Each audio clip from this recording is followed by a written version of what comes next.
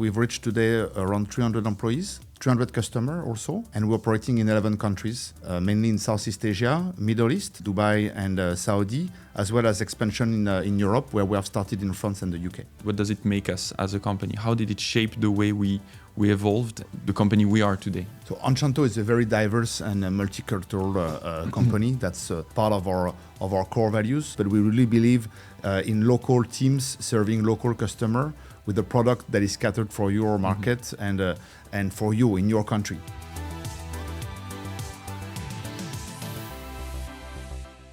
Hello, Julien.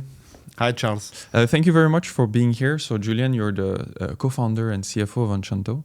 I wanted to have this discussion with you today to kind of talk about Anchanto, the organization, its growth, its expansion. Maybe you can start by telling us a bit about how Anchanto is structured and where we're at today. Hi, Charles. Thanks for inviting me today. So, quick words. I'm Julien. As you've mentioned, I'm the CFO and co-founder at Anchanto. I've been living in Singapore for the last 20 years, and we have opened Anchanto more than 10 years ago. Just to maybe give you some numbers in terms of size and where we are today. So Anchanto, we are more than 300 employees. We also have 300 customers. We are operating in 11 countries, starting from Singapore. We have evolved in Southeast Asia, Malaysia, Thailand, Vietnam, the Philippines, Indonesia, Korea. And then lately, expansion in the Middle East, Dubai and Saudi Arabia, and also Europe, where we're operating in France and the UK. So that's a business that is doing around $16 million revenue today across those markets, and we are growing at a fast pace. So we're, as you were saying, we're selling in 11 countries. We also have a lot of our teams in India.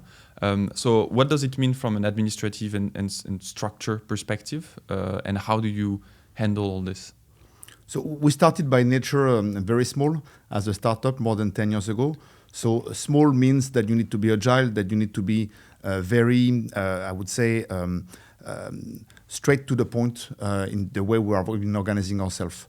So from Singapore, the headquarters, we also had the opportunity in Southeast Asia to expand with the hub of Singapore being the center of Southeast Asia. So the core team has always been from Singapore, and from Singapore we have expanded in all the territories where we are. We are a software company, so as a software company, it's easy to scale your business from a single point. You don't necessarily have to operate legal entities in the countries where you're operating. And we have used this opportunity here from Singapore to do business in the region, but from Singapore entity. So this helps a lot in scaling the finance operation.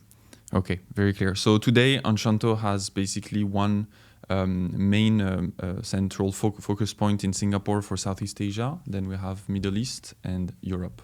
Right? Correct. So even if you can scale from Singapore, there are certain requirements, local requirements that force you at some point to have other legal entities, if we're entering into the details of my function. So we had to open a subsidiary in India, which is our biggest development center, where we have more than 200 employees. So definitely have a subsidiary in India. And then later on, during our expansion, we also open an office and a representation office in Australia, as well as a full subsidiary in the UK. So with a simple legal structure in terms of org chart for the group, it helps to shape a very lean and focused organization. Very clear. So talking about expansion, Anchanto's DNA is quite unique as compared to other global SaaS businesses since we grew from Asia. According to you, what does it mean? What does it make us as a company? How did it shape the way we evolved and the company we are today in 2025? So Anchanto is a very diverse and multicultural company. That's part of our core values. I believe that in terms of DNA, this has helped us to be very relevant on the markets where we're operating, and also very integrative. So we managed to have people from different culture, different background that join us in various positions, various departments, and really bring this unique flavor of small but yet very multicultural, very international company that makes you feel wherever country you are still very local. And I would say that we're also really leveraging on our local team in all the countries where we're operating. This is one of the unique specificities of Anchanto, is we really believe at the same time that we're centralized for some functions, but we really believe in local teams serving local customer with a product that is catered for your market and for you in your country. And for that, having a local support definitely brings a difference here. Okay, so being a co-founder, so you're talking about diversity and having local teams. On the contrary, we're French, the both of us, sitting and living in Singapore. Singapore is by definition a company made of, a country, sorry, made of a lot of diversity, a lot of companies coming from different horizons. What do you think it means for all these companies when they grow from Singapore? How do they overcome the challenges that diversity being an asset, being a strong point for Anchanto? But yeah, what could be the challenges that it also brings to come from here? I mean, the flip of the coin is always, of course, making sure that everybody works together and you have some sorts of unity across the team that can be so diverse. Singapore is a great opportunity to meet people from all around the world. We have a pool of talents here that is tremendous, and we have people from very different backgrounds that comes all together. So this is a plus, but you need to make sure that you have something that glue people together. And at Anchanto, this is the culture that we try to bring here, as well as the passion to really grow and build something together from very small at the beginning to something more scalable today.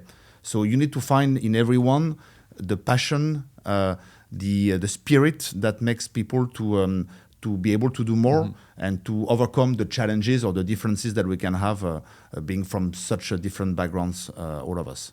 So I'm going to digress here a little bit on this. What's your role then as co-founder in guaranteeing this? Your three co-founders. Today we have one Singaporean, one Indian, one French. So how do you ensure that first you guys are aligned culturally, that you know that you're going in the same direction, especially after all these years? And how do you make sure that it kind of transpires and impact and influence the rest of the teams, especially when we're so fragmented in a way? We have different teams present in different countries with different background. So what's your role in doing this, and how are you tackling this challenge yourself?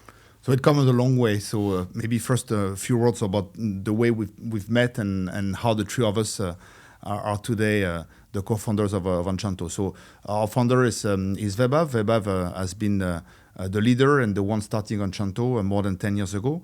And we all link one way or the other with Vaibhav. So my other co-founder is Abby, and I introduced myself as well.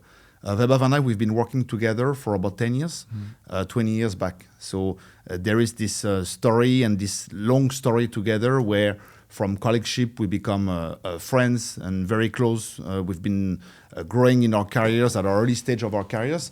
And when Vaibhav started Anchanto, he asked me to join immediately because we know already each other and we know how we can complement each other. Abby, a few words on him, but I'm sure you will also interview him at some point. Abby is the college mate of Vaibhav, so they also know each other for even longer than me. And through Vaibhav, I know Abby also for a very long time. So it comes a long way. This is not something that has been assembled recently, and times, I would say, brings that kind of closeness, alignments among ourselves that is very important when you are growing a company like Anchanto. So that's the base. All of us are sharing some common values, some common stand here that we try to replicate. First is being ourselves. We know each other for so long that there is no secret about each other, and we know how to work with the others and make sure that we are aligned on the goals and the direction where we are going. As you've mentioned, we have different flavors, Singapore, Indian, French flavors that we are bringing around the table. But it's for the same recipe. So that's different ingredient in the same recipe that comes to a product that is quite unique here. Being direct, being open-minded, having the ambition to grow further and build something that is bigger is probably what brings us together and what motivates us still today. And this is something that we try to bring to the team and to anyone that we are recruiting to join the adventure. Okay, very clear. So now we're at a stage where Anchanto started in Southeast Asia. We expanded fast, started expanding in the Middle East and in Europe. What are the next steps for Anchanto? How do you see the future, near future and further down the line? So we came a long way, and I believe that what we have done already for the last 10 years is some sorts of achievements. And the idea is to continue and leverage on what we have done. Size of the business, as I've mentioned earlier, we have today around 300 customers across 11 markets. We have 300 employees. But I would say this is just the beginning. We've started from Singapore and from Southeast Asia, which is a very fragmented market with countries that are in growing and developing stage, where sometimes it's not so easy to scale. So starting from Asia, I would say that we did not take the easiest way. But it brings actually a lot of different flavors to our product, different features, and what we have discussed earlier, which is this multiculturalism, these different opportunities that we have to work with diverse and very different culture. So this has really helped to grow the product in something that is robust, scalable, and that can be adaptive to every market. So for us, the future is definitely continuing growing across where we are today. So we're still not covering entirely Asia. There are a couple of countries where we want to expand in the short, mid-terms, and we have also longer plan. And we're also starting expanding besides Asia. First in the Middle East, where we have opened an office in Dubai, following by Saudi Arabia, where we now also have our first employees, first colleagues that are operating out of Riyadh. And 3 years ago, actually, we've been starting in Europe, only in 2 markets, France, not only because the two of us are French, but we had an opportunity with one of our shareholders to start business in France, and in the UK, which is also one of the biggest e-commerce markets in Europe. So our natural expansion will continue in Europe. Besides those 2 countries, we'll be expanding in the rest of Europe. And we have the ambition to be in the US in the midterms as part of the journey to become a worldwide company, addressing worldwide problematic for our customer being more and more global, because we are serving more and more brands and more enterprise today that are conducting worldwide business. So very happy to also expand together with them. So that's the journey for us, continuing growing from what we have built and where we are today to expand the business to something even more scalable. So you talked a little bit about the investor, the shareholders. I think it's an interesting point to highlight. So Anchanto has this kind of unique feature where most of the investments that came into the company are from actually customers who became investor after. Maybe you can talk a bit about this. Yes, thanks for raising that, because it's also a very interesting point. Yeah. We are very close with our customer to the point, as you've mentioned, that some of them have decided to join the story of Anchanto, the journey, and are today shareholders of Anchanto, helping us funded the story. It came quite naturally, to be honest. Because of probably the stage where we are and the interest in e-commerce, that is an industry that is growing. So our customer, who knows that very well because they are also operating in this scope, feel that by having the opportunity to invest in Anchanto, they will be part of this longer plan, and also capitalizing on the success that we could have all together. So I would say it's a very win-win situation, where we've been able to get supported when we needed funds from not only the customer that we're paying for our product, but also able to invest in the company so then we can develop further and faster. And they've been very supportive also, because they help us growing in certain markets. we mentioned a little bit earlier about France. So today, Ascendia is one of our shareholders. Ascendia is a joint venture between French Post and Swiss Post. They've been a customer of us in Asia for a long time, and we have raised money 4 years ago with them. And through this partnership, they've been helping us expanding in France, which is where their headquarters is. Distributing us, helping us signing first customer, and even hosting our French team today in their office. So that's perfect example of collaboration and ultimate synergies that we can have with our shareholders. And we thanks them for this. How do you manage the fact that it's actually both a customer and an investor? How it means that also you have to work with our business team, our business facing team. Does it change anything in the way you've been operating in the past as CFO of your former companies, where you also had to manage investors, which were more maybe financial institution or companies that are specialized in funding startups like or companies like Anchanto. Does it change anything in the way you handle this relationship? So we are talking about our core values, right? So I think it doesn't change much because I've mentioned that we try to be open, we try to be direct and transparent. If you apply those values to that kind of relationship, you're able to separate the business and the shareholding matters actually. Our investors are a company of a certain size, so the team that are handling us as a shareholders of Anchanto and the one operating the business are also, I would say, separate. And everybody is probably cautious to make sure that there is no subjects that are mixed or things that are not shared when they should not be shared. There are some commercial discussions since they are customer of us, but we're able to balance everything, looking at the short-term needs of the business and the long-term plan of being a shareholder. So far so good. We managed to find the right balance by discussing, by being open and transparent. So we were talking earlier about growth and expansion. So I'm going to go back on this field a little bit more. There's something that Weber, our CEO, says often is he doesn't want to build a bonsai company. These kind of companies that live long but do not grow.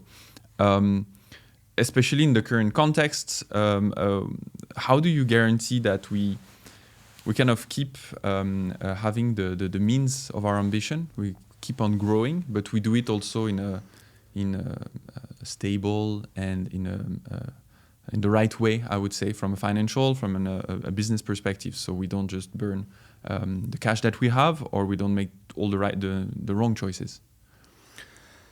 At Anchanto, we've been always very frugal. So we have an approach that is very pragmatic and lean. That was the beginning of this interview.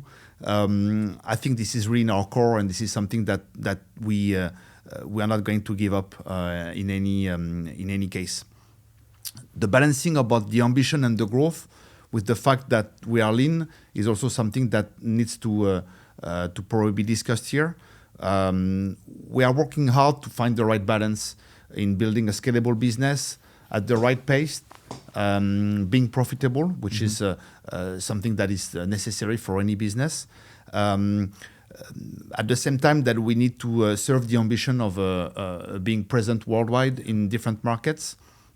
So you need for that, I would say, a couple of items that are key to be successful. So we talk about the shareholders. So having the right shareholders helping you in this journey with the timeline that is aligned with building a sustainable business is something that is very important. So we got lucky to have strategic and long-term investors at Anchanto that gives us time to build a good business. We believe that good business takes time because you're not building a good product overnight. You need to have customers that are also patient with you and understand that you are building something that is for the long term. building the team is also something that is necessary. Software business is any business, but software business even more is all about people. 80% of our total expenses today are coming from headcounts. It shows how important it is. And in this journey of getting bigger and serving the ambition, we need to find the good talent. Finding good talent takes also time. Building team that works together is also something that that we are really focusing our energy on. And this is probably the key factor in this equation, with the right investors, the right talent to serve the purpose of the vision that we have, again, which is a worldwide company. Okay, so staying on this topic of growth, SaaS business especially kind of have tendencies to fragment and then consolidate. It's the case typically in the e-commerce space, where e-commerce grew extremely fast, especially in Southeast Asia. But then it kind of got a bit smaller with big actors in the picture. I'm talking about this because I wanted to have your opinion on organic growth versus acquiring other businesses. Anchanto has always grown organically. It's only through our own strength, our own sweat and tears that we grew the company. So is it something that you've considered in the past or that you're considering for the future? And how do you see this in general for businesses like ours? The idea of acquiring competitors or other businesses that would allow to have maybe a wider scope of offering? I think it really depends on your phase of development. And as you are rightly mentioned, for the first phase of Anchanto, for the last 10 years, we've been really focusing organically on growing the business. This gives the time to build something that is sustainable, to relate to our previous point here, where you're focusing with your own colleagues, with your own internal team on building the right product for the right markets, and then you're implementing that locally. Yes, it takes time, but that's the foundation of a very sustainable and long-term business. This probably helps you to reach a certain size. Once you reach that certain size, in the range of $20-25 million, probably, across 10 plus markets, you then have opportunities ahead of you to accelerate through inorganic growth, so acquisition, partnership, opportunities that can come. And you need to balance the speed and the risk that you're taking in going into that avenue versus building the business by yourself.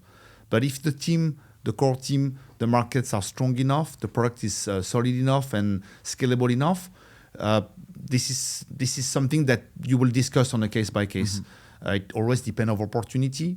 There are always opportunity on the market, so it's about the right timing, I would say, and finding the right balance between the local talents that you can get in the country and or an existing business that can come and be integrated in Anchanto in that stage. So we are reaching that in the next years, but so far Anchanto has been really built based on organic growth.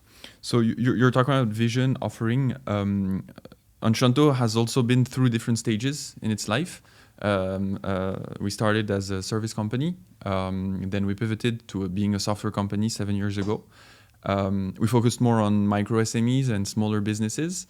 And as many SaaS companies go, we started working more and more with the mid-market and enterprise customers. How did you see this evolution? Of course, I guess it changes everything from a finance perspective and the way things operate. So, yeah, what was your role also in this, and how did you live these transformative years of the company? It shows that you need to be flexible. We talk about agility. We talk about living lean.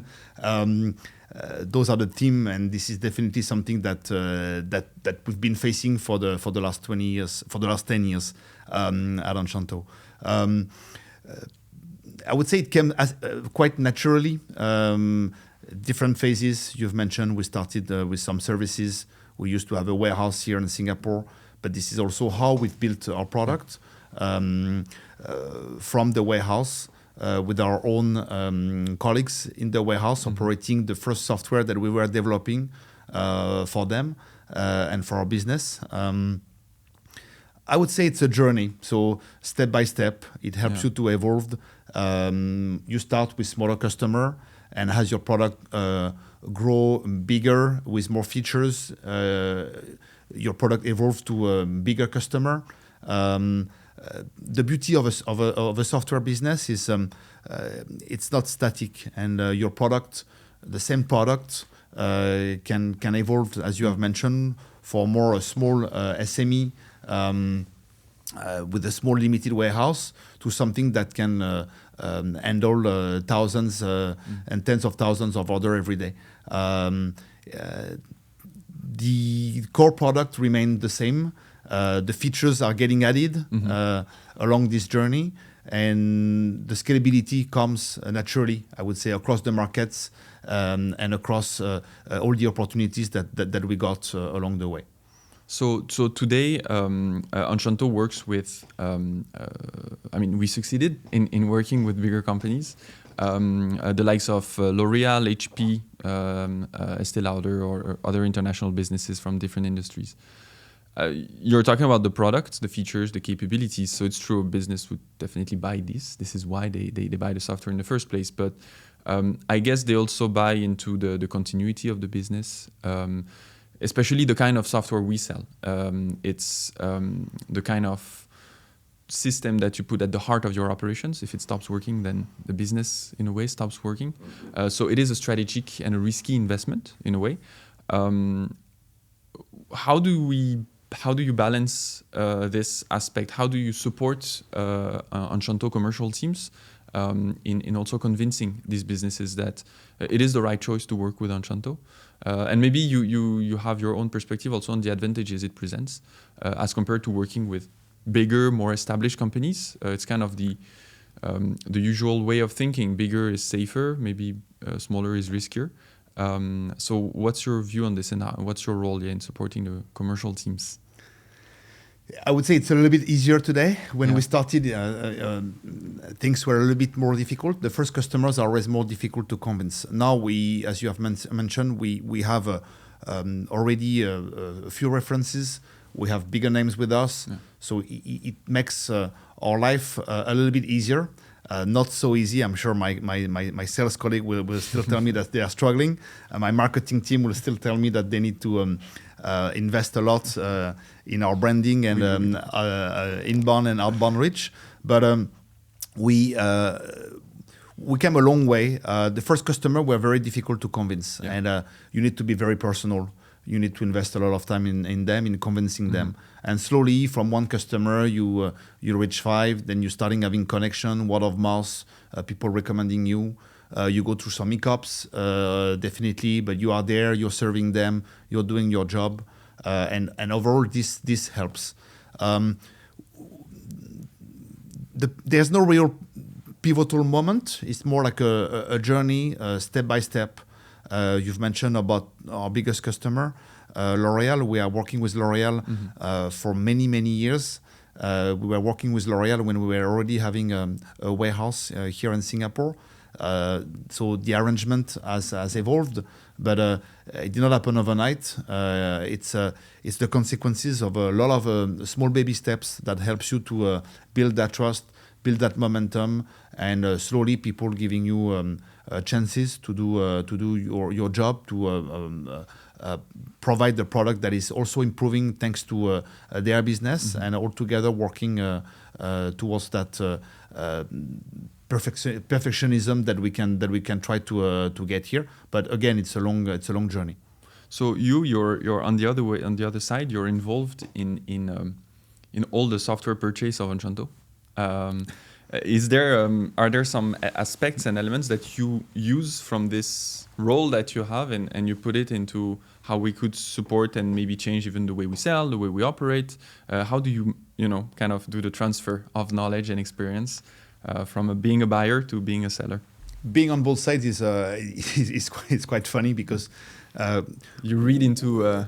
We can see how the sales process evolved when you're on the other side, but it helps to also definitely understand better our colleagues and support them better. So sharing best practices, the benchmark that we can see, especially from big organizations that were using the products, and it's an interesting journey. So we are very open. So we try to share all those milestones that we see also on our side when we are purchasing software, and to improve our own process at Anchanto.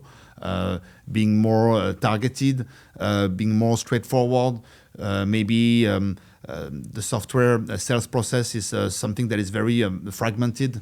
There are a lot of different actors that are coming from the marketing lead generation to the SDR, BDR activities, to qualified deals, to pre-sales, to sales, to account management.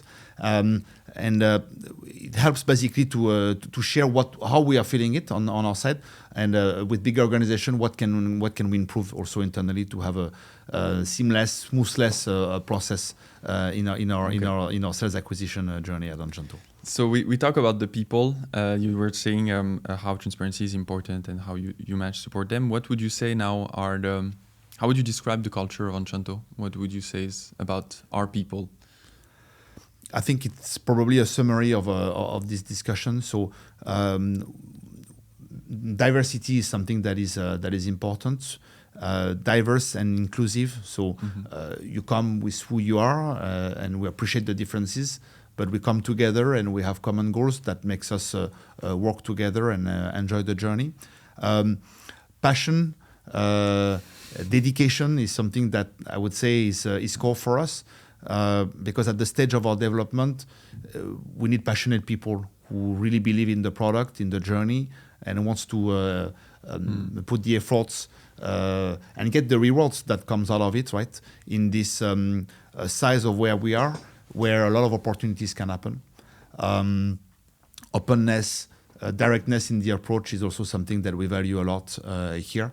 And I would say that those are the core values for Anchanto. How did you manage, to kind of make it live throughout your career, this openness?